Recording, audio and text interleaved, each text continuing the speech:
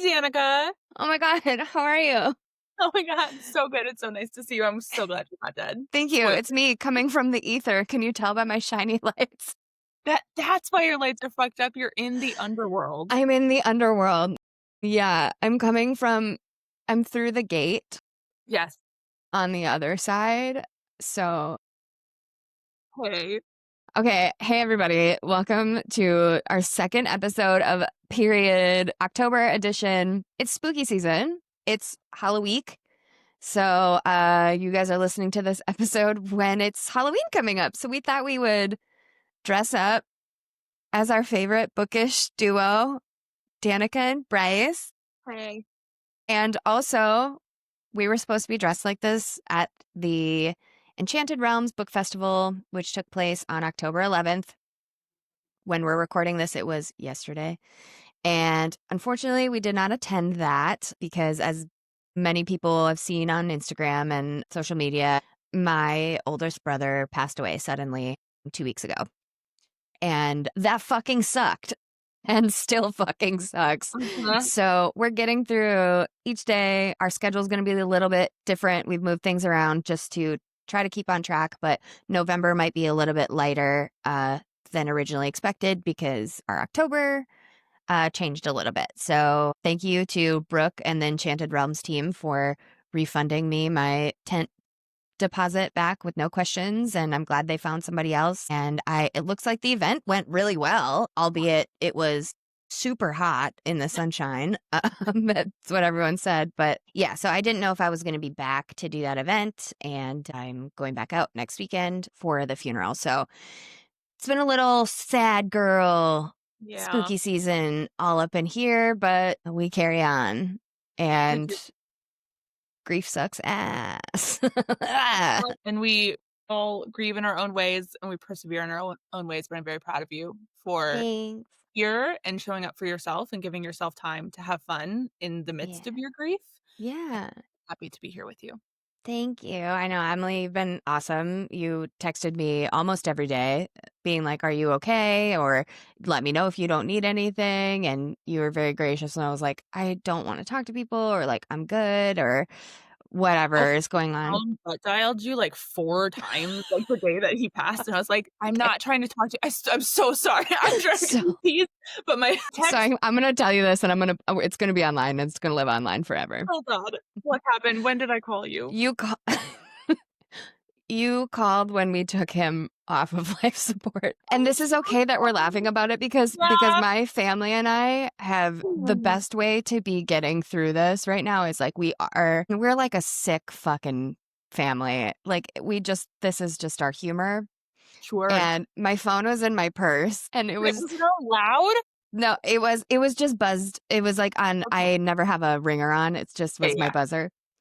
And you could hear it in my purse, and we all had like walked back in to say our goodbyes, and you could hear zzz, zzz, zzz, zzz, zzz, in my purse. I'm sorry. It was like the texts were real, but my phone kept calling you, and I don't know why.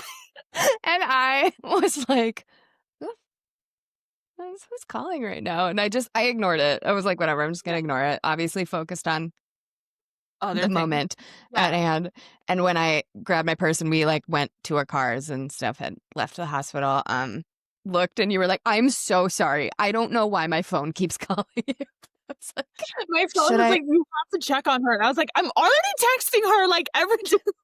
I told my sister, I was like, should I tell her that this happened exactly when he passed? And I now have a record of it on my phone. Now you will never forget the time. No, but just like for people listening, I'm not going to go into details, but my oldest brother had cerebral palsy. He was 50 years old and had cerebral palsy most of his life. He wasn't born with it. It occurred after a medical incident. And yes, big oopsies on the doctor's part. I didn't know that. I didn't know that he wasn't born with it. Yeah, he wasn't born with it. It actually was from vaccinations, baby shots. So whoa. Yeah. It's been, and I am not anti-vax, but we have to tread lightly with our genealogy because every single one of us has had a reaction, and I didn't get my baby shots until I was an adult. And Wow. then it was fine. I didn't have an issue. So now Yeah. I get my COVID shots, my flu shots and stuff. But that was obviously not the case with him.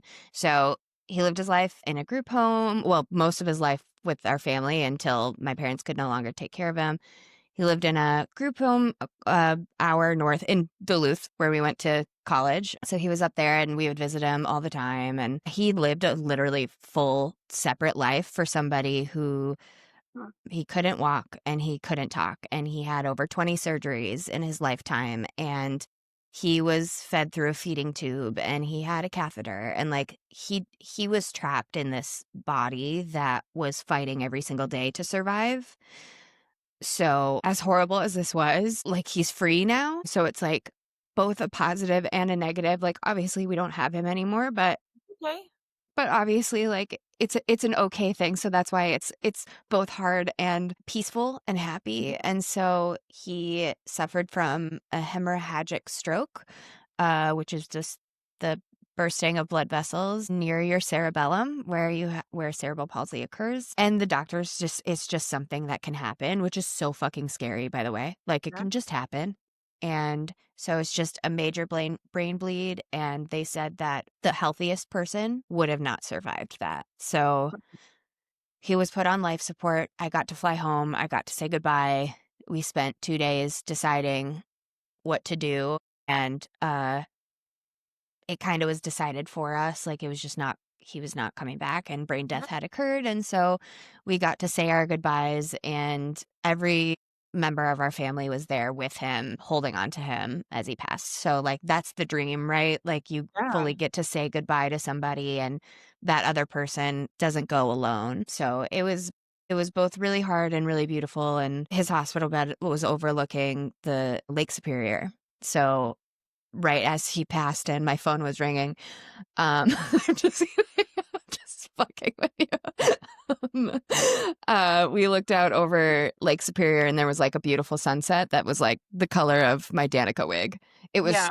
it was so pretty. And yeah, it was hard. It's been hard. The stages of grief are fucking real, dude. Yeah. I oof, like, it's like cry, cry, cry, and then it's like, this is a good thing, and then it's like fucking rage, and then you're like, everything's fine. You're like, I just want to sleep. Like, it's wild. And 0 out of 10 do not recommend sibling loss to anybody. Shit's For as long hard, as bro. possible. Yeah. Fucking horrible. And anyways, so I'm dressed as a dead person. The timing of this could have possibly been better. This is how my family is. And then, like, yeah, just Sometimes you just gotta laugh. Like, otherwise I feel like you're a little bit too like, you just let it yeah. overtake you if you He can't would find have peace and joy. Also, he would have fucking loved, like, how my family and I are kind of, like, going through this with humor, Yeah. too. Like, he loved Star Trek, loved Star Trek. So, like, he was, like he would have loved Bryce and Danica and, like, the fantasy world and Yeah. stuff. And my fa my mom got a Star Trek urn for him, and it's Oh, amazing. Like, it's, like, the yeah. original Star Trek urn, and uh there's gonna be, like, room to put items and stuff in, like, this vault, that he would have loved. And my family and I were literally like, we should put a Tribble from Star Trek in there with Yeah. a remote control, and when people walk over his grave, we can hit the remote and it'll buzz. Like, we're just You're gonna give other people a heart attack. I would die if that happened to me. I know. And my family and I were like, hey, it's funny. Like, I fuck. mean, it is objectively hilarious, but also like, Hilarious. Yeah. Yeah. So, yeah, he loved Star Trek. He would have loved all that stuff. So the best thing I can do is carry on and just everybody know that behind every Instagram post, I'm going like this. Fuck, in real life. So that's fine for a while. But yeah, I appreciate all yeah, the love and support that I've gotten not from just fine for you, a and while, it's fine for as long as you need it to be fine. for sure. Like, yeah. For sure. And like, everyone's been very gracious. Work has been very gracious with the Yeah. time I've needed and allowing me to work remotely this past week. Even I was back in LA, but I was like, I don't fucking want to see anybody. No, I'm not Because going to the one person's office. like, hey, I'm sorry for your loss. I'm going to be like, shut the fuck up. Yeah. Like, Just don't, like, immediately melt into a puddle of tears. Please don't ever talk to me ever again. yeah, It's difficult. I just kind of like when people are texting me now, they're like, "What happened?" I'm just sending him his obituary because my mom like wrote the most detailed, beautiful obituary because she was like, "I'm sick of having everybody asking me questions." So Yeah, here you go. great. I Yeah. love that. So Yeah. it's a good one. I had some people be like, "Oh, you're sorry about your friend," and I was like, "It's my brother, but Brother, sure. but thanks. Yeah. Thanks for fucking reading." Anyways, we can move off of this topic now. I don't think I'll We keep all of that stay in, but angry, and I'll it's keep pieces okay of to it. feel your feelings. It's okay I to be know. yeah, I you can know. be Lots of angry for anger. yeah, There you is. are There's a lot of anger, but I like have no reason to be angry. I don't know. I do have to fly back home to Minnesota. I mean, that's a reason to be I'd be mad about that. But also, you can I'm a just little be pissed. angry at the world. You can be angry at the universe. You can feel direct your anger to whomever and whatever feels right to you, and that is Currently, valid. I'm directing it at this fucking wig. Great. Love it. I love directing anger at an inanimate object because then Yes. there's no limits to how much anger you're allowed to feel. And we're gonna go to Yes. a rage room when you get back from Minnesota, and we're gonna smash the plates. We're gonna Yeah. throw axes. There's one That's that what I lets you need. drink, like, while you throw shit, which seems dangerous. Let's go. We're Yeah, going. going. That's There's an where we're episode gonna go. one of my unironically favorite TV shows in the world is 911, which is about first responders in LA, and they respond to an accident at a rage room in an Yeah. episode. Is that the That was Fox show? great. What? That's on Fox, right? Yes. Yeah. I think I have a friend who is one of the assistant producers or something on it. I don't Please know tell what us he does on it, several but questions about the new season because why are they in space? They're in space. I don't know. I'll ask him. Okay. Be like, I "What's actually going have a on?" litany of questions, so it might be easier if you just connect us I'll via just chat. connect you. Amazing. I have so many questions. Wait, I love that. That's one of your favorite shows because I watched one episode of that and it was the landslide episode, or like a Oh, yeah. mudslide, Yeah. and I was like, "This is crazy." Is It's that the one? crazy. Angela Bassett's in it, right? Sure is. Yeah. And she's amazing in it. She's also going to space. Don't worry about it. There's a reason in in the script that why she's going.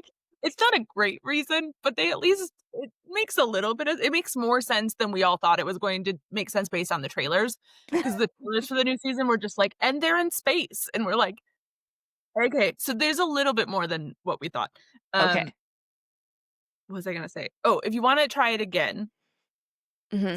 3 premiere is usually where I tell people to start. It's the tsunami episode because Buck, who's my favorite, also a bisexual icon, so we love him. Love.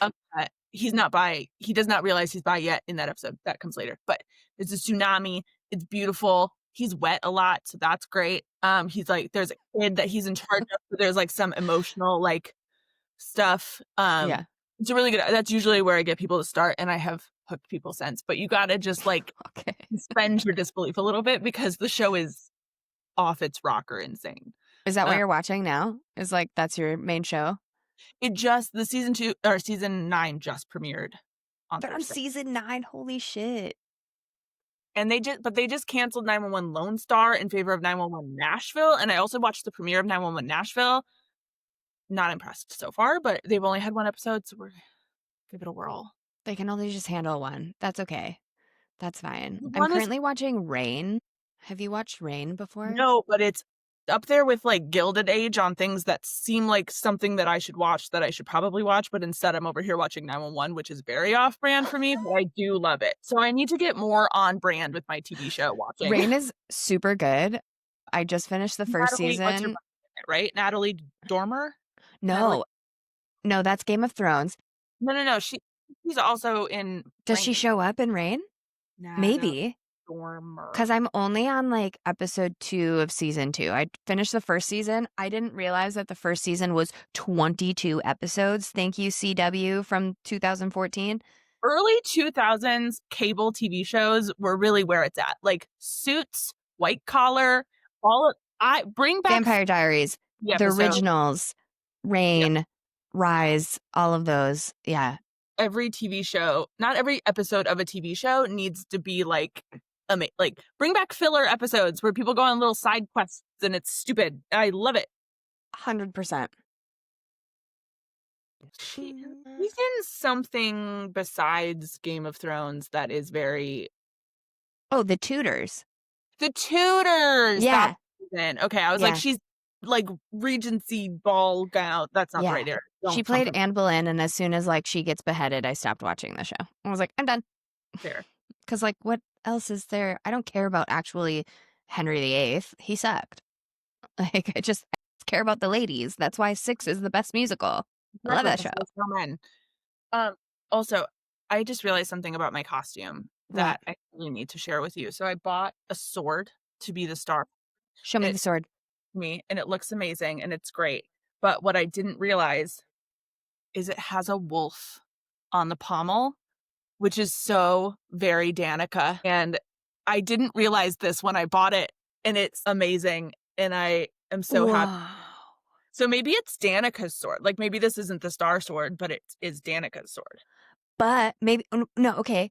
No, no. Maybe it is the Star Sword, but remember the Star Sword? Danica had it?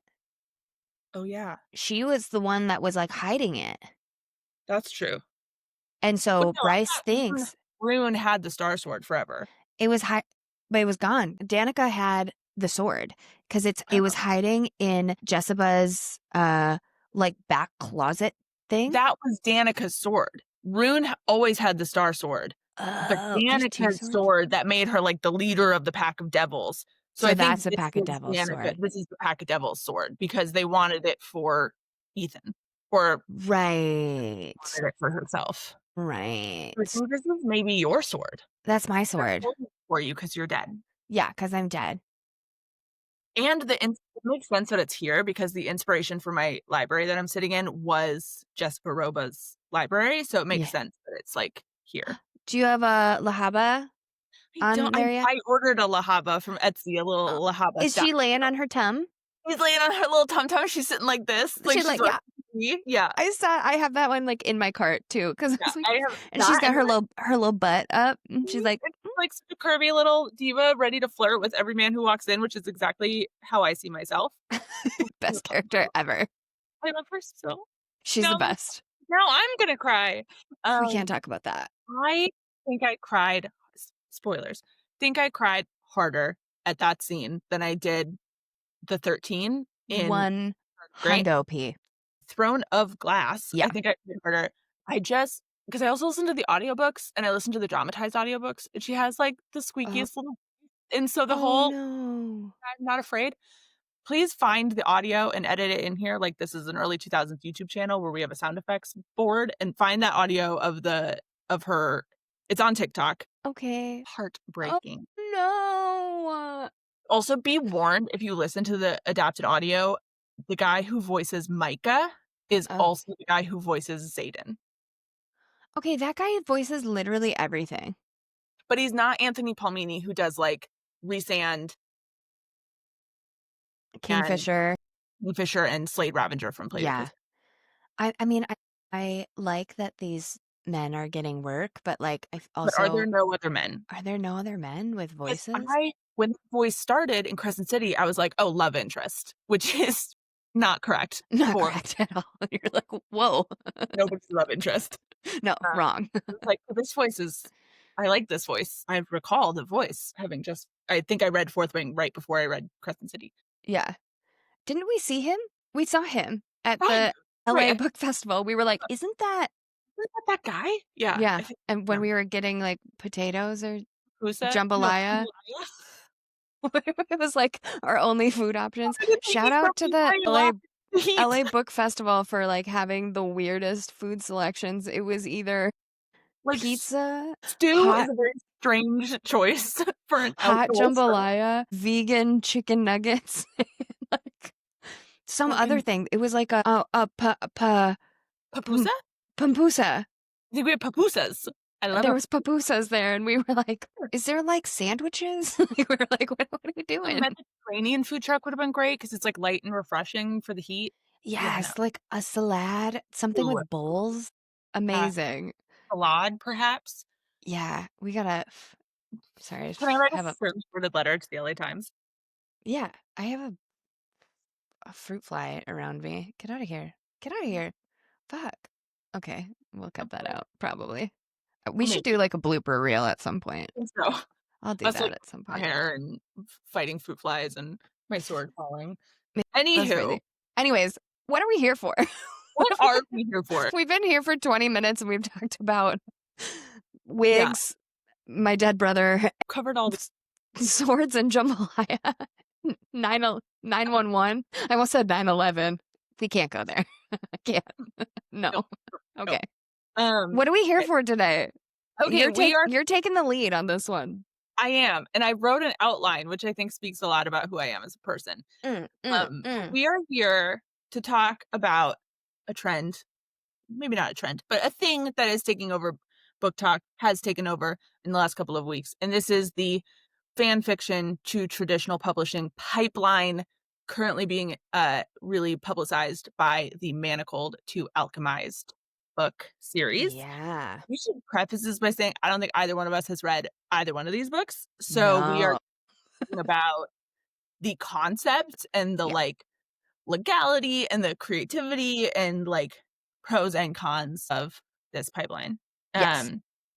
So we'll go through that a little bit. And Basically, go ahead. Go for it. I do you have any intention of reading any of Yeah, these? I think I want to read Alchemized. I am not I don't know if I like my books that dark, especially given how dark the world is currently. I Yes. generally read for escapism right now, and, like, sometimes okay, so, like, Plated Prisoner, for example, which I know you haven't read, but I just finished and is my current obsession. There's a lot of dark stuff that happens In to that, yeah. character in that book, but, like, then she's rescued, or she saves herself, or she Yeah. becomes really empowered, and it's the same reason why I watch, like, Law& and Order SVU. Like, the shit that happens in those episodes are really dark, but then, like, we win, and the bad guy goes to jail, and, like, that's Right. great and amazing. That isn't always happening in the real world, so I need that to happen in my fiction. Yeah. And I could be wrong, somebody who's read both of them could tell me if there is hope at the end, but my sense from reading some reviews and, like, knowing that it's both a Hermione fan fiction and a Handmaid's Tale fan fiction, I'm gonna assume it doesn't end on a hopeful note based on, like, the plot summaries that I've read. I didn't read any Mm-mm. spoilers, so I don't know. So I just don't know that, like, and I do have a friend who's reading it right now, which made me annoyed because she's supposed to be reading Plated Prisoner, Mary. But she was like, "I need a break to read Alchemized," and I took that personally and was very offended. So She how dare you? needs to come back to Plated Prisoner because she's like, "Alchemized, I can't read it all in one setting Yeah. because it's so dark." So I don't know, like, I wanna read it because I wanna be in the know, I wanna know what people are talking about, but I don't know if my little baby heart can handle it, you So know? I Yeah, feel almost exactly the same yeah, because at first I was like, not interested. I'm good. yeah. Then, especially with kind of what we're going to be talking about of like just like where it comes from, I'm like, I don't know if I fully love like publishing houses purchasing these things and like I mean, it's great because it's somebody's writing, but then somebody else fixes it and, whatever the process is. Mhm. I have also seen some videos that aren't spoilery, but they definitely have a couple of passages from the book that's in there that made my stomach flip. Yeah, And I was like, I don't think I could read that. And a lot of like people's reaction videos to the end of the book. And of course, I jumped in the comments to be like, what are people saying about it? Like, are people yeah, like, I really liked it. Like, this was hard to read, but I enjoyed it. Like, whatever. I think for me right now, I'm going to steer clear mentally sure, yeah, for sure. But the more I'm seeing about it, I'm struggling because it's like, am I falling into the trap of the algorithm of people who like it and not the algorithm of people being like, whoa, this is like really, really, really dark. Please be warned. The trigger yeah, warnings are insane. Or is it a really good book? I don't know. I kind of feel like for research purposes, I feel like one yeah, of us has to read it. absolutely, and I feel like given our current mental statuses, that would come down to It's me. gonna be you. It's But gonna be it's a fucking huge book, isn't it? Isn't it like it's really yeah. She's thick. Longer than Kingdom of Ash. I was gonna say, I was like, I think it's bigger than Kingdom of Ash, and like Yeah. that's a doozy. I'm reading a fun little romantic-y pirate romp right now, just to, Yeah, super fun. palate cleanser. So when I finish that, I might give it a whirl. Yeah. But yeah, anyway, Okay. so Okay. neither of us read it. It's No. probably pretty dark, but just to, like, set the scene, what it is, because also all of the things that we talk about in terms of are about to talk about in terms of, like, the legality and the process of fan fiction, none of this has yet to touch on, the original work and how we feel about Harry Potter in general and J.K. Rowling and all of that, which I Right. think we can just quickly say, I don't like her. No. But Harry Potter was also a huge, incredible, part of our childhoods, and I think is Yeah. a lot of the reason why a lot of people read fantasy and romantasy now, um, and that J.K. Rowling is a terrible, horrible person. I think we can leave it at that and just talk about the Horrible process. person. Yeah, And there's so many other authors and book series that include magical schools that are so much better, but unfortunately, all of us have to recognize that yeah, we were introduced to this genre and world and the love of these things by Stephanie Meyer and yeah, J.K. Rowling yeah. and J.R.R. Tolkien. Like, And for me, Rick Riordan, who wrote the Percy Jackson series. and So, yes, and yeah, yes, who I think is fine. I have not looked into it. I think he's good. I think he's fine. I don't know. He's a man. I'm a little concerned, but He's a man, so cautiously optimistic. Um, cautiously optimistic. Yes. you, like me, redo your library and realize that you are missing one of the Harry Potter books from your childhood and that the rest of your set is the 20-year-old set that you read when you were, in, like, elementary school, you can buy them used online and not give J.K. Rowling any Yes. money. What I did. Yes. Go to a So, thrift store. store, there's a website called Abe Books, which my librarian mother introduced me to, where you buy them Mhm. used, from anywhere. I think I got it from, like, a Goodwill in Denver. Did we talk Mhm. about this last month? I feel like I'm repeating. I think you mentioned it, but I don't know if you mentioned Yeah, what the site was called. It's called Abe Books. I'm gonna put it yeah, down here. I'm gonna put it here. abc.eebooks.com. Amazing. Okay. But I completed that series and my Percy Jackson series, both of which were, like, the ones that I read as a kid, so I actually wanted them to look used, like, I didn't Yeah. want anyone, messing up the aesthetic of a well-loved Yeah. book, Yeah. but yeah, so that's great, don't give her any money. No. Anyway, what is Alchemized? So Alchemized is Yes. the traditionally published adaptation of the very popular fan fiction Manacled, which is a Hermione, Draco Hermione fan fiction with also a little bit of Handmaid's Tale sprinkled in. It was very popular on AO3, Archive of Our Own. And the conversation that I want to focus on today is the process of fan fiction and how does fan fiction work without people getting sued? Like, how is this not an infraction, like invasion of intellectual property? Yes.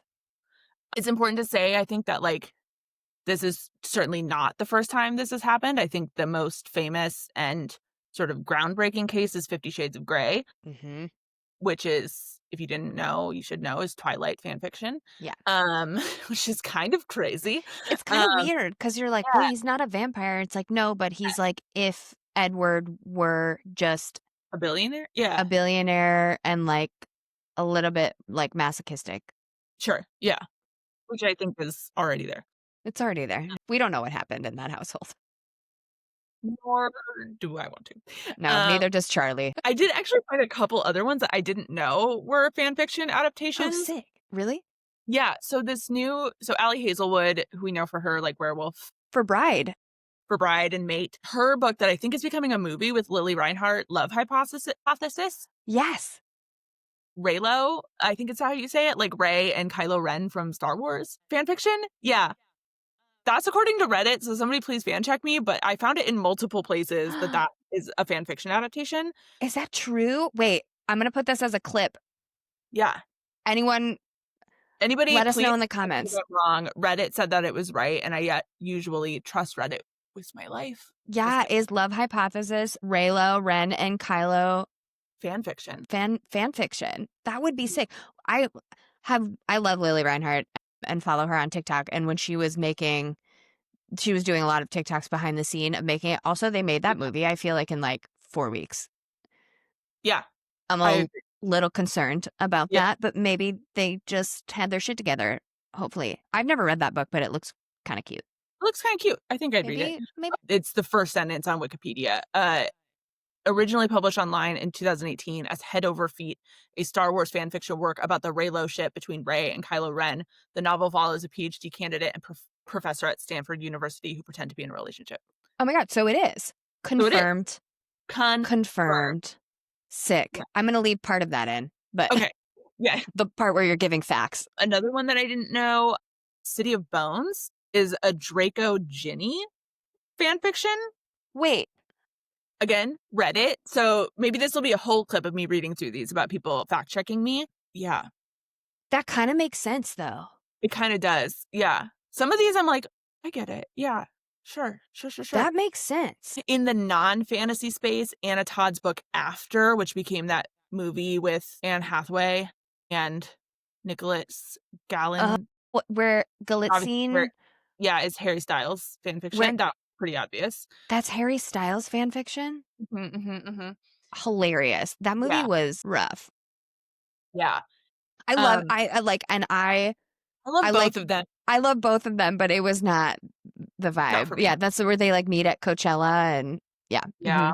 Ew. Respectfully, ew. In the space of 50 Shades of Grey, some other books inspired by Twilight.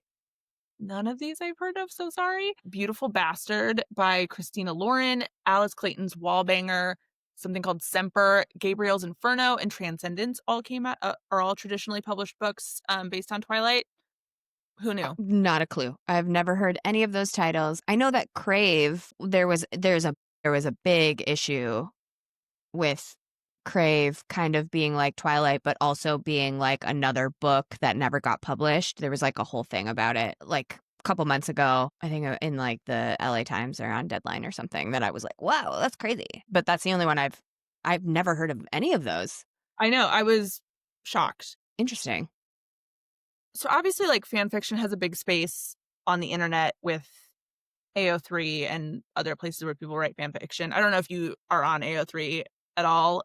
No, I mean, I've like, wasn't like Wattpad like a fan fiction Wattpad thing? might have been where Manacled started on AO3. But yeah, Okay. Wattpad was also one. I've never been one to like find fan fiction or basically any literature online and like literature online and read it. Mhm. Like I'm like this published book person or independently published from a book festival or something. Like I like to have it in my hands or like download it on KU or whatever. Mhm. So I've never this whole world is completely foreign to me. So this is interesting. Recently started getting into it. I kind of like them because they're always a little short. They're always pretty short, so you can Yeah. read it pretty briefly. Obviously, Manacled being an exception, it's really long. But there's also a joke that like most of them are very spicy and like very take the relationships in a weird way. And some of them I'm like, I don't want to read about those two people having a relate. No, thank you. That's not for me. Yeah. But there's a very popular, I don't know about very popular, ACOTAR inspired one called The High Lord and the Spy Master. It's basically if Azrael was a third in their relationship. That one's fun. What? Very weird. It's crazy. Listen, I'm fine with like some of these taking like some. So my knowledge of Mhm. fan fiction is the unlikely pairings of people that Yeah. they were like, I'd like to see this together. For example, right now, clips going around on TikTok of father figure to Eddie and Steve Harrington from Stranger Things, like Oh. them together. And I Sure. was like, I would read that. Yeah. Or I like would read that.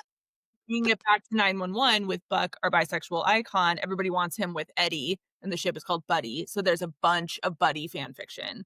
Okay. Quite good. Like somebody wrote like a season finale of last season because that's when everybody thought they were going to get together, but they chickened out and they gay baited us yet again. Queer baited. Sorry. But somebody wrote like a really beautiful like full finale episode of like them because currently Eddie is straight in the show, so he has to have like it was a beautiful like realization moment and like It was actually, like, really good. So some was Oh, good. Yeah, we love it. Okay, good. Fox. Some read, like, some not good. Okay, writers of Fox. Love that. Well, they haven't yet, so they're not together yet, Uh, but we're So getting they there. still have time to not do They it did, correctly. like, Buck has realized that he's bi, and he was in a relationship with Tommy for most Yeah. of the season or 2, I don't remember. Okay. Um, so he's done, but we need him and Eddie. Together. Yeah, Yeah.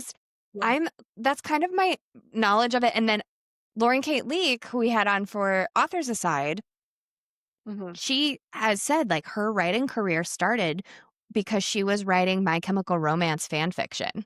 Shut up. Wait, no, I Yeah. saw that. Yes, obviously I listened to the podcast episode, but I Yes. forgot about that until you just said that.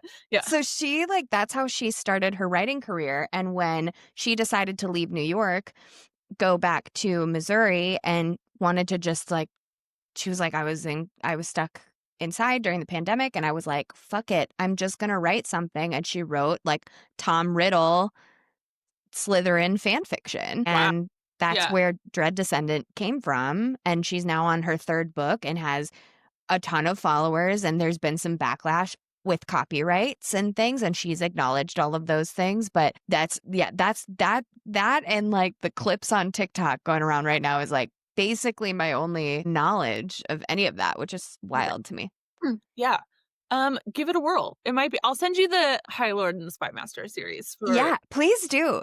yeah. I think that would be a good one. And then maybe I'll look for like an Eddie and Steve Harrington one as Stranger Right. Things is coming up. I'm thinking we need to adjust our February reads to fanfic February. And Okay, we read and then I have until February to read Alchemized. for Alchemized and we Yeah. can do Love Hypothesis. Okay, great. I love Do both of those. Like we we could have to read do 50 Shades of Grey? no. Okay, great. I will not subject myself or you to that torture. I'm good. Health representations of BDSM relationships? Yes. Unhealthy, Love. inaccurate ones? Boo. Boo. 2 Yeah. billionaires? Boo. No. Like, Eat the ick. Yeah, we don't like those. Eat the rich. Eat the rich. finally the title of the season premiere of 911. Everything back to 911. I'm going to call that this episode too. Fanfic and eat the rich, bitch. Okay. Anyways, continue. Okay, continuing on the discourse about fan fiction. I, as any responsible podcast managing producer would do, consulted a lawyer. And by that I mean my friend, who is an intellectual property law legal journalist, but is a real lawyer. And she did Yeah. say that I was allowed to say that she's a real lawyer, but I have to say that this is not legal advice. And if you are writing fan fiction and you would like to make money from it, you should contact an actual lawyer. This is But not when I legal advice, guys. no legal advice, we are not lawyers, and I'm reading something texted me. So Amazing. not what she will. But she does write about this as part of her job. And when I asked her if she knew anything about fan fiction, she said, "Oh, I actually wrote like a thesis on it in law school," which I was not going to read as much as I support my friends in their endeavors. A law school thesis. Bitch, I'm not reading your thesis, but good for you. Talking Send me a about- text. Thanks. Yeah. Can you summarize it Yeah. in like 160 characters? There's a tweet, perchance. We got it down to 5 pages of this Word document, so we're just going to read some of the top line stuff, but it is really interesting. Oh, she gave me a short version, a TLDR. How does fan fiction become published and monetized property in its own right without somebody getting sued? And she said sometimes they do get sued. For example, later in the episode, we'll talk about the unauthorized Bridgerton musical. They did get sued. They won a Grammy first, but they also did get sued. Oh, they got the Grammy first? Yeah. Yeah.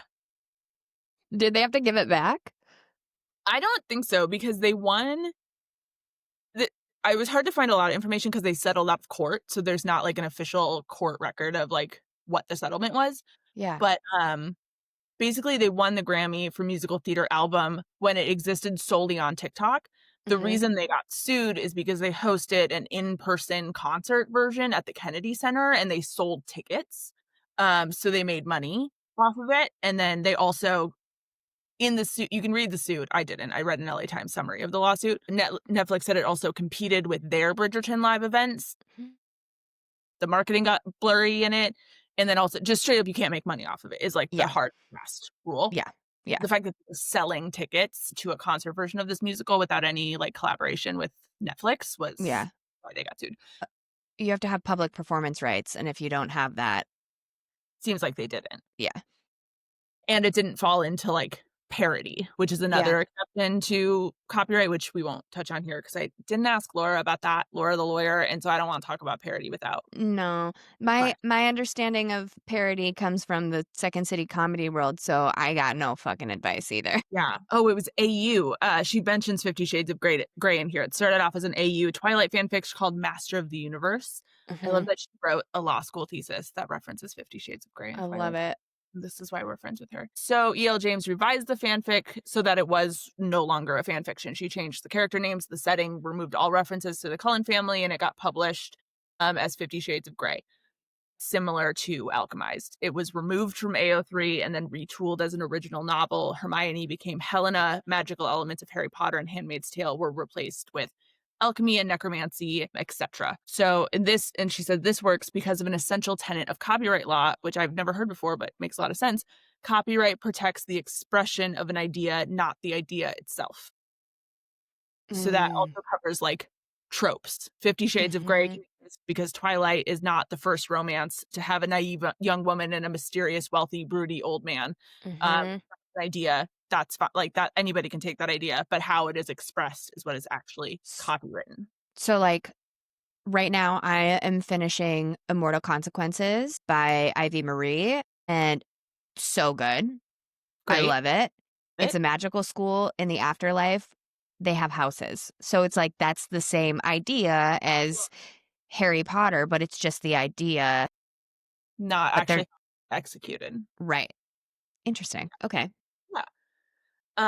And then she talks more about like how fanfics that live online that don't make all of those changes, and she makes a really good point here that like the underlying reason why the people who hold the copyright don't go after these fiction writers is simply because they choose not to, and it would be a really bad PR move to shut down every fan fiction because fan fiction can also support the original work. It keeps the Yeah. original work in the conversation. It keeps them like in the zeitgeist, people talking about it. We're talking about Harry Potter right now, even though I would really prefer not to be, because we're talking about Alchemized. Oh my god, I look like Lucius Malfoy. You look like Lucius Malfoy if he was like a little gayer. Like a little he was like, "I don't even need you, Narcissa." Yeah.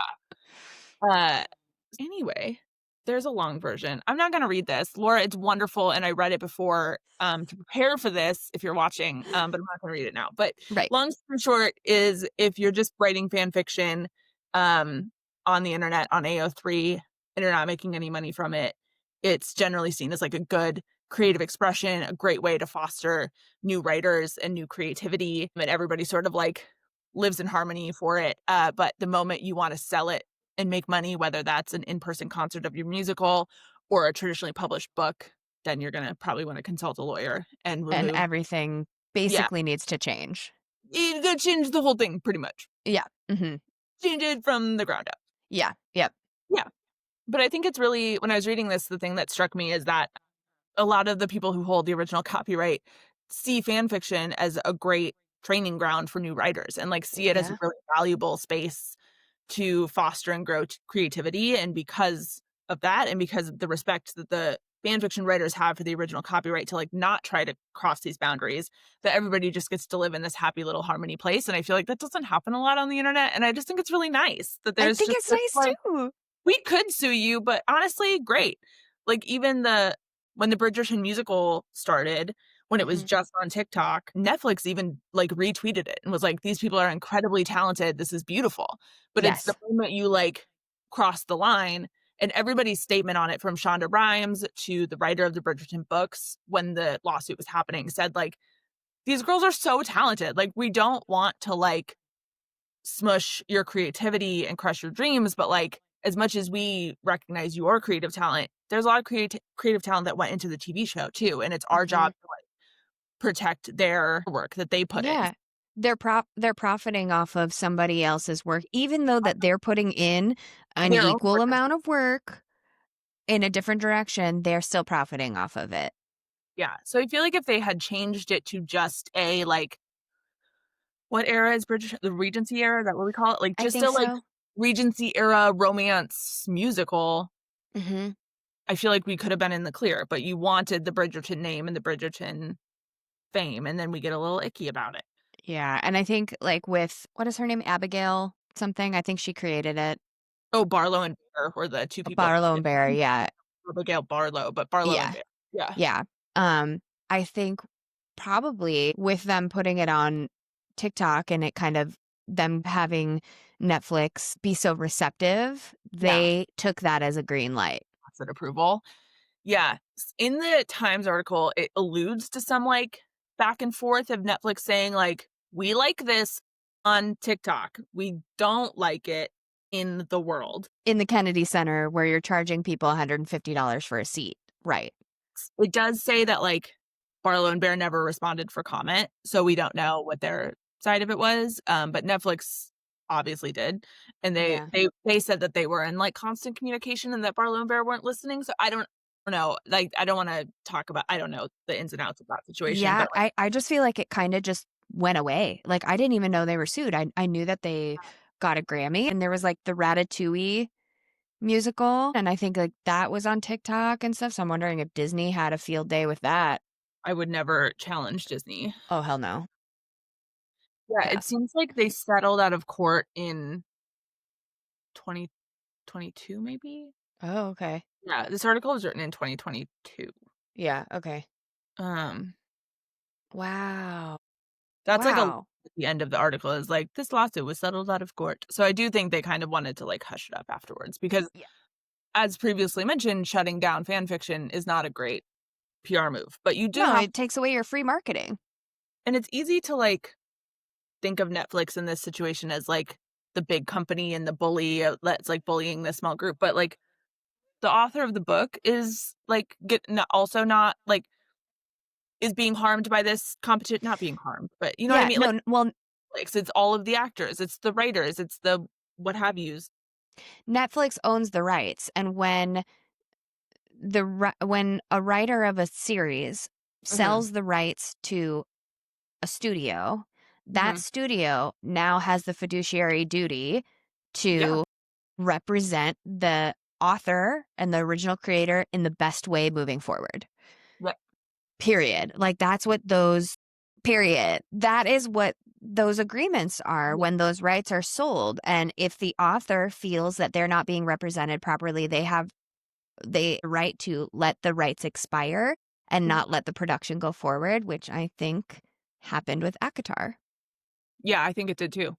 She let it expire because she didn't like what they were doing with it. And the author and creator has those rights, even though the studio owns the rights. It's a collaboration. So Netflix jumping in, yeah, I'm sure to the outside world it came across as like bullying the little guy and the new creators, but they had an obligation To just to support the people who worked on it. Yeah. 100%. Yep. Mhm. So it's Yeah. like, sorry, Sorry. You had that's how like, it works. stop at the Grammy. Like, you had Yeah. or, like, pursue an actual licensing deal if you really wanted to do because it's clear that Netflix Yes. liked it. Like, Yes. I don't know what would go into that, but, like, I don't know. You kinda had, It, like, one rule, and you broke the one rule. and you broke the one rule. Yeah. They gave an inch, they ran 5 miles. Like, I was gonna say, it's making me think of, you brought up father figure earlier, the line, "Mistake my kindness for weakness and find your card canceled." find your card, cancel. I hated that song when I first heard it, and now it's in my top 5 for It's my sure. favorite. I think that I one is my favorite. Yeah. Elizabeth Taylor. Elizabeth Taylor is my number 1. Do you find yourself just walking around the house going, Elizabeth Elizabeth Taylor? Taylor! Yes. That's what No, I do all the too. time, I yeah. didn't like the album right away. Quick Taylor tangent. I didn't Yeah, like it right away. Obviously, I was in a weird headspace. Horrible right. time. You responded back to my story. You said, "Why are you doing this to yourself?" You have to I stop was listening like, to it. This is for people who wanna have a great time, and that's just not where you're at right now. Like, no, and I really liked it. yeah, I like Eldest Daughter. I can't listen to Ruin the Friendship. Too sad. yeah, very sad. I don't like Wood. I actually don't. I don't love it. It samples the oh man, more chance Jackson 5. Yeah. It samples that. I think that's fun. I don't need to hear about Travis Kelce's dick and See, stuff. this is I'm why I good. like escapism. I wanna sing to a bop about Travis Kelce's dick. That's what I want out of my life right at I this might point. feel differently in a month. I Yeah, might be like, let's sing exactly. about Travis Kelce's dick, I It's guess. it's funny, we said this was a Taylor tangent, but, like, we could easily work musical interpolations into this conversation about fan fiction and copyright. Like, Mhm. what is it? The 5-note grace rule? Like, you can do 5 notes of a song Yep. before you have to change it up. There's a great TikTok that Charlie Puth did, Mhm. explaining interpolation where he, like, very low key was supporting Taylor. He doesn't mention Taylor at all, but he's like, "Just in case you're thinking about interpolations right now, here are the facts." Yes. Yeah, because there's one that everyone is kind of accusing her of stealing from The Jonas Brothers? the a couple. There's like a couple that everyone's it's like it's called sampling, it's called interpolations. Like you guys Yeah. gotta do your research, but she's not stupid. Like, hello. I also saw somebody make a really great point that of all the songs on that album that have interpolations, the only writer who's originally credited is George Michael for Father Figure because he's the only one that is no longer living to Yes. agree in person. Yes. And so the theory that I saw that I kind of like is like Taylor is so dedicated to like protect the musicians' rights of it all and Mhm. like musicians' rights that there's no way that she wouldn't, like, get the and she also has the best legal team money can buy, so, like, she's not doing this without all of her bases covered. The Yeah. theory being the Jonas Brothers and maybe the Jackson 5 agreed, like, off paper to Correct. whatever she's Yeah. borrowing. Um, It depends on what the licensing agreements for the music and sampling is, and, like, that's my line of work. And in George Michael's case, because he is dead, they have to go to his estate, and his estate can require full credit must be named on the track. And there she goes, "Oh, okay, cool." okay, Like, great. why wouldn't I do that? That's easy, you know? So it depends on what the estate and the other party that you're trying to license from and get the sample from Mhm. is having you agree to in their terms. Yeah, So but cool. so Taylor Taylor tangent. thing was actually somewhat relevant, um, 100%. I like to wish lists too. I don't like wish list. I think it's boring. Yeah, Oh my god, I think it's cute. I like yeah. it.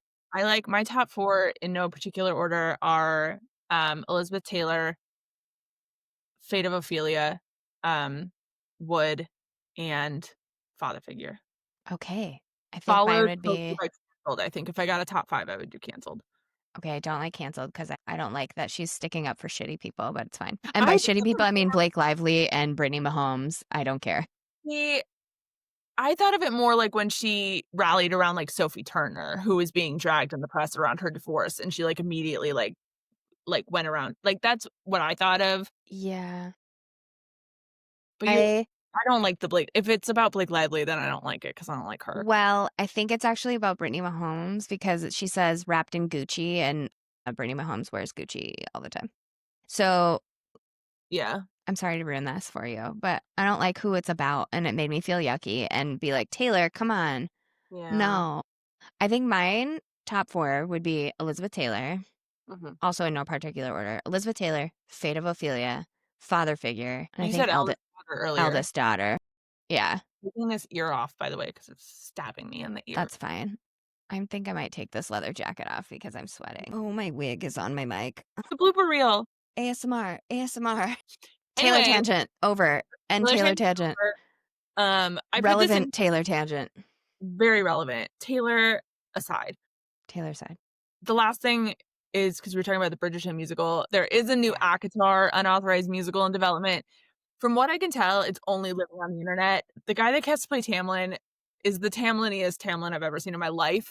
So I I think we yeah, almost cast him I think we did too. Yeah. as I think Tamlin. I think we were Tamlin like came up. Yeah. searching because I was like, I recognize this man and have been like, yes, he would be a Tamlin. Mhm. Or like he's on like some fan cast, some like somewhere I have seen him. Someone I've seen him as a I saw Tamlin. that video last night and immediately sent it to you and went, what What is is this? this? I hope they learn from Bridgerton and they keep it online or they pursue some sort of like work like deal with Sarah J. Maas, or it doesn't seem like they're going a parody route. It seems like they're being pretty genuine with it. So I hope that I hope they don't get shut down. shut down. I hope they keep it on the internet where it can live in peace. I just don't know if I wanna see a musical of Avatar.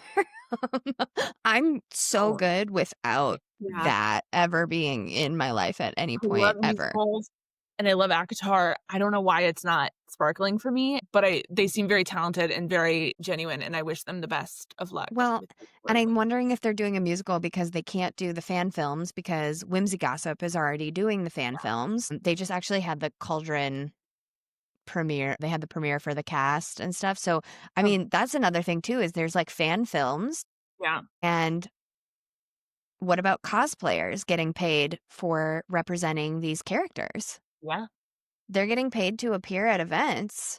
yeah. What about that? Is there licensing around that? Like, that's Yeah, I have no idea. if That there's seems any like cosplayers who listen to this, let us know. Like, have you guys faced any backlash or and they're not doing the, like, Halloween thing where it's like a vague description of the character. They're like, "I'm the High Lord of the Night Court."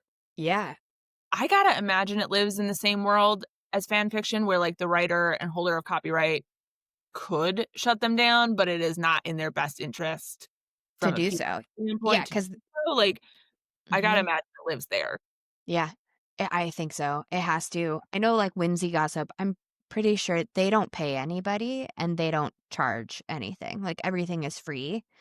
Mm, um, because they just wanna put it out there for fans, and so, like, I had, my friend Sebastian what up? Shout out Sebastian.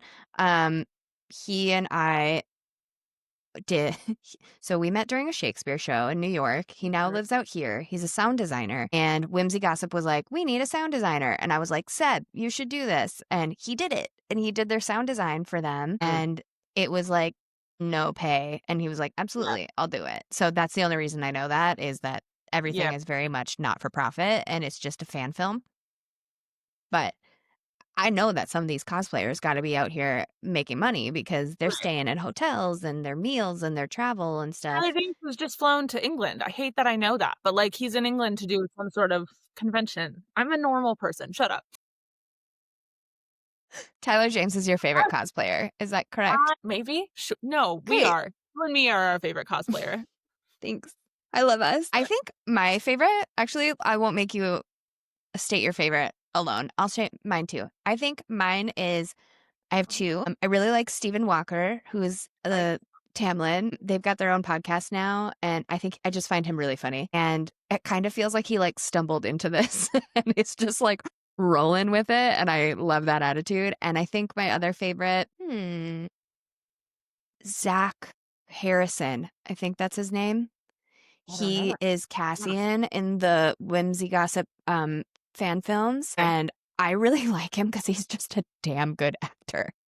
Like, Okay. I saw a clip of him in a previous one of their films, and I was like, "Oh my god!" Like, the acting is insane, and he's been doing, Okay. like, some pirate thing too. He just seems lovely and works really hard at his characters and stuff, and I realized I said both men cosplayers, but I don't really Yeah. know. I guess Dakota, I mentioned her. Mhm. Another time, Dakota's Grotto, I believe that's what she goes by. She does an Elaine that's really good and a Violet that's Oh, cute. cool. And she was Yeah, a previous like Disney character actor at cute. Disney World. So I love that. She kind of Yeah. went from that pipeline. So I like her too. I was gonna say, since you gave 2, I'll give another one, and this is mostly voice, though he is also lovely. I think his name Hmm. is Dev. He's Australian, and he does, um, like, he reads from the book. He has a very deep voice. If you remember a while back on TikTok, there was an edit going around of the "What a Pretty Little Wedding" scene from ACOTAR where Reese comes in. Uh-huh. That's his voice. I'll send it to you. I'm gonna put him up there with Tyler James, but he's Okay. also a professional actor. I believe he does like Broadway tours. He's Australian. He does Broadway tours like Yeah. in Australia. I think he's in Book of Mormon, which is very funny to me for some reason. Fun. So weird. He can Yeah, do but both. yeah, he can do it all. He can do it Uh, all. yeah. Interesting. Cosplayer tangent. Shout out to people we love. Mhm, mhm, mhm. Their talents. Yes.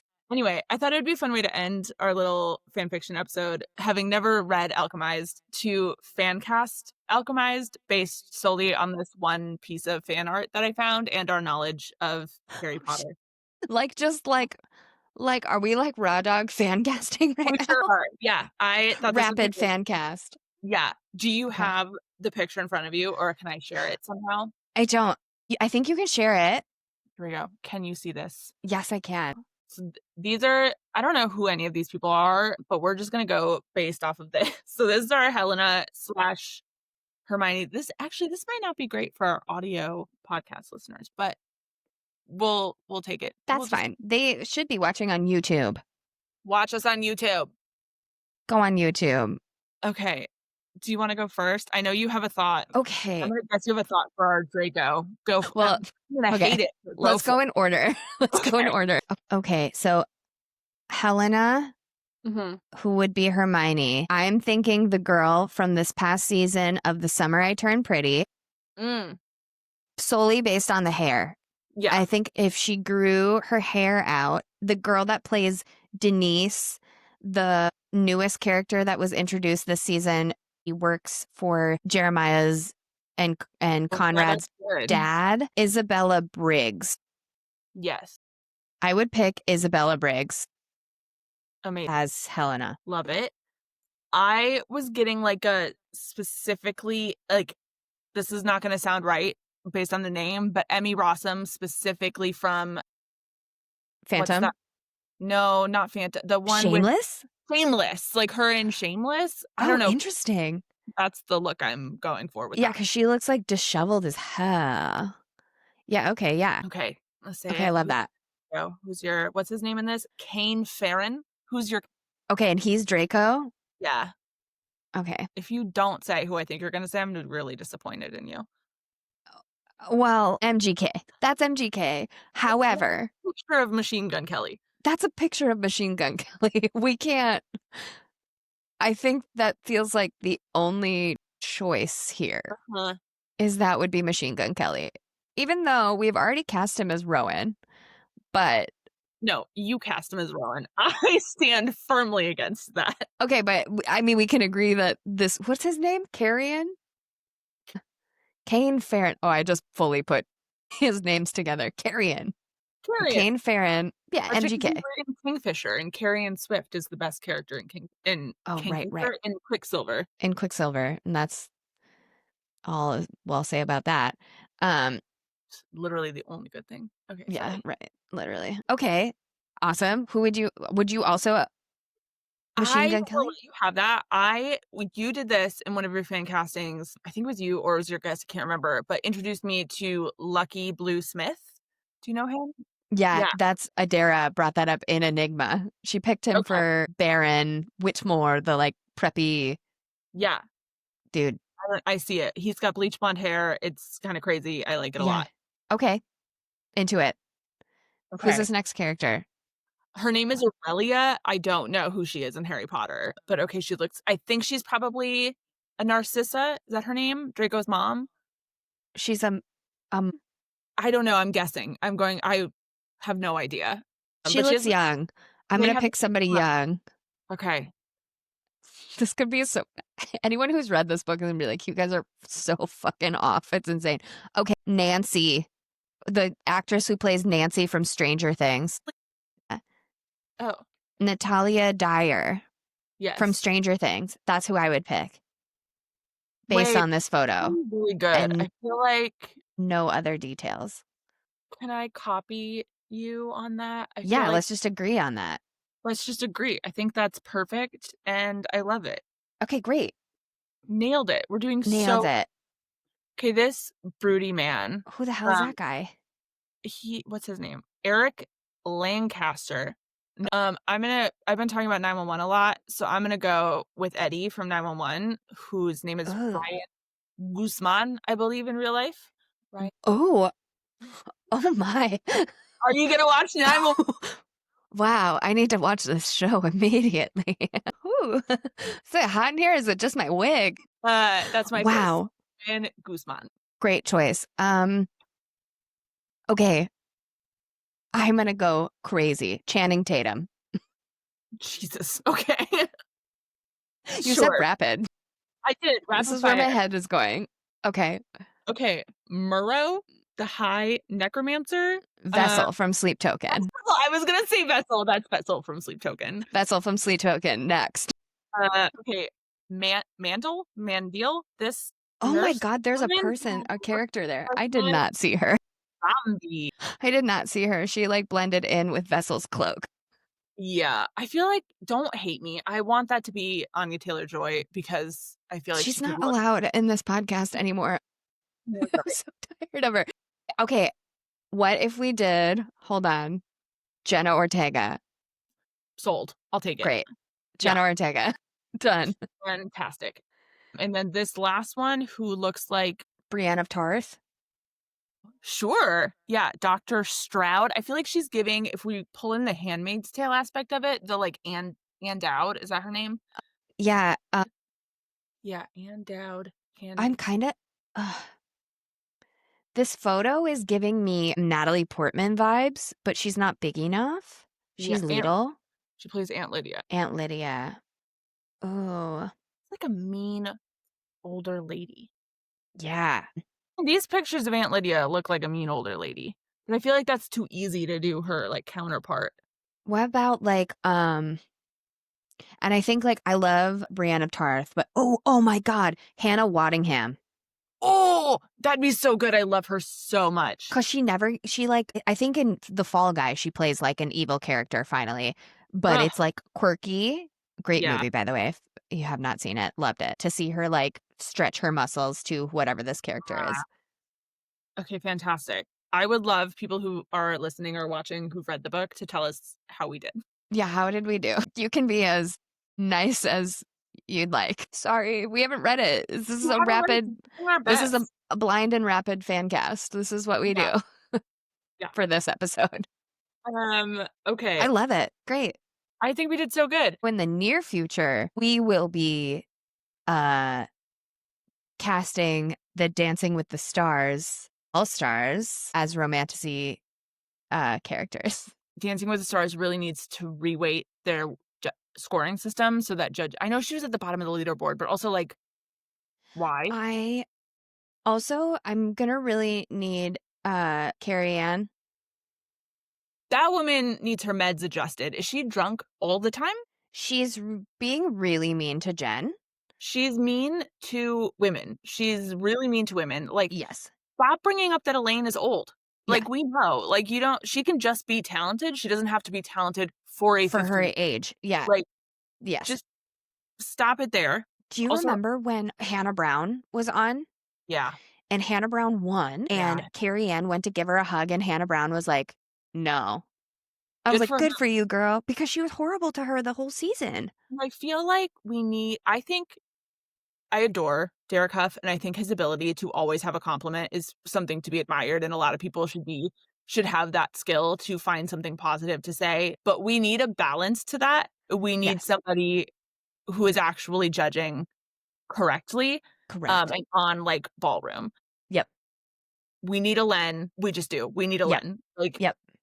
Bruno sort of does it, but then he'll like score them 8s. Like, why are we getting 8s in week 3? We shouldn't be getting 8s in week 3, not be getting guys. No, we should be like, the reality needs to be setting in. I'm glad that Hilaria is. Thank fuck she's gone. What a crazy person. the Did you worst. see her on the podcast with Joey Grosset's podcast on Dancing with Stars Yeah. with Val? Fucking hysterical. Not Val, Gleb. Watching Gleb try not to laugh the whole time. Gleb hated her. Gleb hated her so much. And I know we have everybody's feelings about Gleb. I don't want to debate that, but like, Right. what a hysterical podcast episode. I think Mark is my favorite. Mark is 100% my favorite. Have you seen his videos of him in his kitchen just doing Hamilton himself? I was like, if they don't put him in a Broadway production of this, well, he's done Broadway. He was in a tour of Jersey Boys as Frankie Valli that came to the Amundsen when I worked there, and I got to meet him, and he's so lovely and nice and wonderful. Him and Whitney are my favorite of the season. Yes. I think she's great, and I love Mormon Wives. I watched that show, Well, and which I think is good because isn't Whitney kind of like a villain? No, I think you should watch it. She is a villain, but Okay. she's made into a villain for no reason. Okay. And I mean that. She did something really stupid a long time ago where her child was like after she gave birth, her child was like in had RSV and it was a whole thing. And she was doing a TikTok dance in front of her kid who was like fighting for their life in a hospital. In poor taste, really bad. Sure. Yeah. Really bad. But obviously she's learned from that. She's addressed that. And she's just very much bullied on this show. Mm. And it's really nice to see her on a totally different show in a completely different light, doing what she Yeah. loves and being really normal. And I feel like her and her husband Connor, their TikToks are so funny. He seems so he's gonna be in her dedication dance next week. Like he was in like full Hamilton garb last. He seems so lovely, which is like He's in the first season of Mormon Wives, something comes up that he had a Tinder and there was like a whole thing and he had an addiction to I never liked things. men. Okay, so I take back everything I said. No, no, no, no, no, no, no, no. You can keep everything you said. It was a whole storyline. They were dealing with it. He was like super remorseful and like gonna get help and all these different things. They kind of exited the show because of this and moved away from everybody because they were like, we need to just address our this and our marriage and what's going on. Oh, They came oh, back this next season. He's very different. Everyone has kind of been like, he opened up on the kind of like after the final rose situation with Nick Viall uh, on for Mormon Wives on Hulu about he was assaulted as a boy. Yeah. And there's been a lot of confusion and pain and things that he's never dealt with, especially being within the Mormon community. And mhm. he like really opened up about that. And that definitely aided to a lot of what he was interested in on Tinder. And that was Mhm. very confusing to his wife. Yeah. So, yeah. And he opened up about it. And like she's been so supportive of him. And like, it was, like, really lovely, and I love them both, and, like, it Oh, just, okay. proves that, like, not every marriage is perfect, and, like, I like that they Yeah. had that out there, albeit it's, on national television and it's reality TV and stuff, but, like, they obviously had real issues, worked through them, and he's so loving and supportive of her, Oh, and she, so like, lovely. loves and supports him despite, like, his past and his transgressions in their marriage and stuff, so you can like Okay. him. We didn't like him, and then we all liked him this next season. What's the deal in an abrupt change? What's the deal with Jen's husband? Because I heard that he said that he didn't want her on Dancing with the Stars because he didn't want her dancing with hot men, which is hilarious because she got like the The hottest man. hottest man. They went and found a new hot man because they needed an even hotter man. And I just think that's S fucking hilarious. Is that so did you say that? yeah, so I didn't hear that because I don't really follow him. I like her. Her name's Jen She's so Affleck. cute. Yeah. They're not related to the Afflecks, but his family kind of made her believe that they were, and she truly thought so. And then they like gaslit her and was like, "We didn't say that. That was a joke. Why are you going around trying to say that and get clout?" And she was like, "Your grandpa told me that. Like, I thought that this was what it really was." That sounds crazy. Yeah, and this last season, like, she just had a baby, and when she found out she was pregnant in this last season, she cried because she was like they almost split up. He they went to a her and some of the other girls went to a Chippendales thing in the first season, and she was like, "I'm not gonna go in, I'm gonna stand outside," and he can gamble as and do whatever he wants, but, like, she's not allowed to take part in anything she I was gonna say, wants, aren't they and Mormon? How's he allowed to how is he gambling? exactly, mhm. Okay. Yeah, I don't know where a it's lot of Mormonism, but I feel like that's against the rules. right. And so it's like they're like all Mormon light now because now they also shouldn't even be on television, but sure. Sure. Okay. Yeah. And so he gets like mad at her and he like was texting her and being like, I don't love you anymore, da da da, all these different things. And then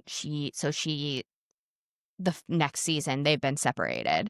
And they recently like got back together to like try things and she got pregnant right away and was like devastated. And then, yeah, decided like, okay, we're just going to try to work through this. And so he's still around. I don't really know what's going to come through on the next season, but on this last season he was definitely better in front of the cameras, but if he was like saying that stuff off camera, like I believe it based on I his only heard it because people thought it was really funny that she got the new, like, literally, they didn't just give her one of the pre-existing hot men that were available, like, they went and found an even found the hot, brand, like, so I which don't I know if it got love. blown out of proportion for the bit, like, that's very possible, but, Yes. Yeah. okay, I'm glad that my instincts about those 2 men were correct, that we Yes. like Whitney's Yes. husband and we don't like Jen's husband. Correct. Okay, I'm gonna watch Secret Lives of Mormon Wives, you're gonna watch 911, we'll meet Yes. back in a month. Um, And we'll discuss how we feel. Amazing. And we'll talk more about Dancing with the Stars in our next episode because that's what yeah, our period. It will be a exactly. fun Dancing with Yeah, the Stars fan something. cast, I guess. Yeah, Yeah, we'll come up with something. We'll have an we'll idea. think of something. We'll be Uh, back in a month. Do we have yeah, anything else to cover in this I episode? don't think so. I was gonna say the last thing to cover was we were just gonna talk about what's up next on the podcast, and we just did that, but We you wanna just did. tell us what's happening the rest of the What's month? happening in November? Yeah. So we'll be fan casting Phantasma. So Wow. our November theme is trials and tribulations. So we are doing Phantasma, which a lot of people did for spooky season. So I wanted to deviate from that and say, let's push it. Mhm. And so I'll be doing that with Plot Twist podcast. Kai and Mel, they'll be joining me. And then we'll be doing Immortal Consequences. We'll be fan casting that with my friend Kyle. Possibly, I'm reaching out to the author to see if we can get her somehow involved. Yep. If not in this month, maybe in our January month. New year, new authors. And yeah, I'm just finishing Immortal Consequences. I should finish it today. I have a couple chapters left, and oh boy, Good? Okay. I think it's my favorite read of the year.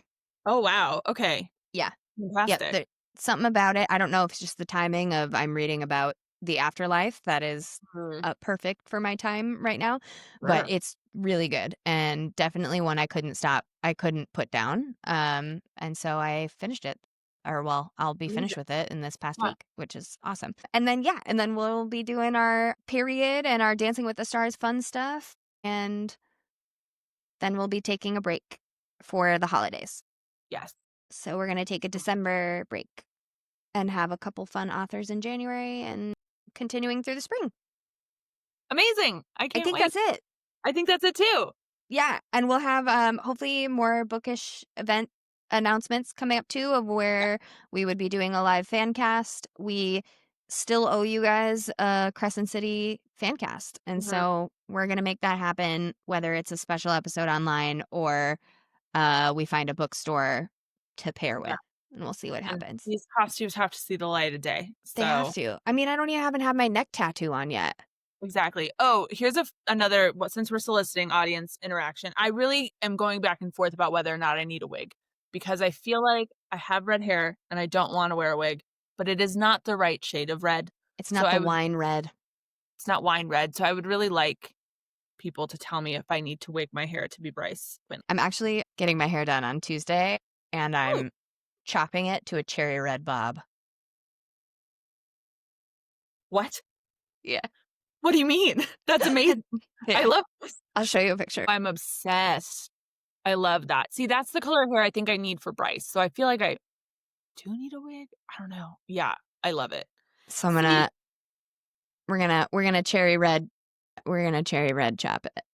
I love it so much. I'm glad that you texted your stylist and she agreed with you, because the last time I texted my stylist something crazy, because I said, "Can I cut and dye my hair like Florence Pugh in Thunderbolts?" She just wrote back, "No, you can't do that." I was like, "Are you sure?" And she was like, "We can get you a wig." No, you can't. You can't do that at all. No, you cannot. You're Yeah, my stylist will never say no to me unless it's really, really bad. And I think it through. Oh, see, I don't. Like, I'm just like, "Chop it all off. I'll take a bleach blonde pixie cut." And she'll be like, "You've been trying to grow your hair out for the last, like, 6 years. We're not giving you a pixie cut." You're like, all right, fine, Yeah, fine. Yeah. I do Well, want a Thunderbolts wig. let us know if we need to wig Emily's Bryce cosplay or we like Or the natural red yeah, as yeah, a Bryce in real life. yeah. Yes. Okay. I think Okay. that's it. Is that the end of it? I think it's it. I think our period's done. We're Our moving period's done. We had 2 periods this month. Our first period was late, and this one's on time. I hope the men out there are fucking hating this. on. Zero male listeners. No, just kidding. We love men, particularly the men we're married to. Mhm. And the Okay, cosplayers we mentioned. and the cosplayers. My husband and Tyler James. I'm kidding. Yes. Great. That's it. That's it. We'll see you in November for our November period. Bye, Bye. everybody.